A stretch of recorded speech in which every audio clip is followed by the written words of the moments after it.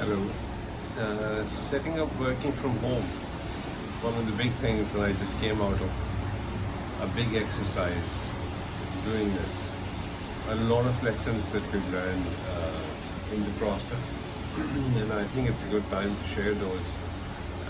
This is pure technically, by the way, nothing to do with the operations or the actual work. Of course, depending on the nature of your business, and that's going to decide or define how you're going to work from home or what operations you put in. But when it comes to technology, I think it was a big challenge. Yes, from things as basic as, of course, the workstations, the laptops, the machines, and then on to the whole back-end infrastructure. Now, luckily, in terms of, I think this is one event where I believe cloud technology played a big role in facilitating not just the enterprise but all of us in terms of maintaining our work in a crisis like today. So I think one of the first challenges, for me, the challenge was the orchestration of the whole thing in terms of hardware, software, end user side of it, and of course the back-end technology, sizing it accordingly. Depending on the nature of the business, of course, the situations might vary. We confronted multiple scenarios, different kinds of business. There's online, there's offline, there's traditional, and all of this. The first thing I did was just organize the logistics. They organize the operation around it. How are you going to do it? So just start visualizing that your X number of supported environments, offices, are now going to get converted into multiple locations, right? So it's absolutely key that you start thinking on those lines. That's the first point. What's your service level, if I can call it service level, as in your people are going to work from home. Should they still expect to call you up? What do you do? Do you go to their desk and resolve it? You cannot do that anymore. Do you have remote working tools? Maybe yes. If not, then you need to put operations around it. So I ended up setting up 2 hardware service centers for the people to potentially go in case if they're really stuck. Sit with the senior management and decide on the percentage, how much percentage of homework you want to enable. That's very key. That's what helps you make the strategy around it. And now you plow through it. How many users of what profile or persona?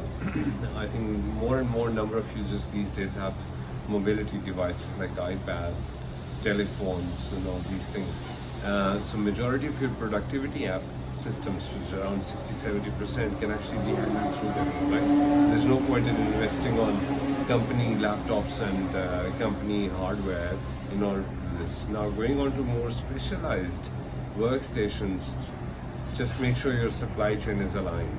Don't commit to a number of hardware devices where you don't have the supply chain.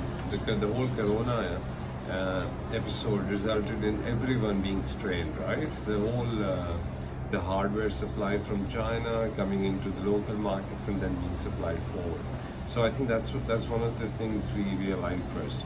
Now then we moved on to the next layer of it and started testing it, which means our perimeter firewalls, the virtual private networks, the speed of the productivity applications, and setting the user expectations accordingly, right?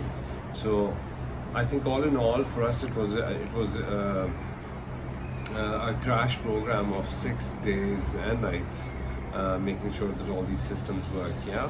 So for us, starting from hardware, testing the entry points into your on-premise infrastructure, making sure that your supply chain is aligned, which is the cloud systems, the productivity apps, and your hardware, and then finally the service level and user expectation.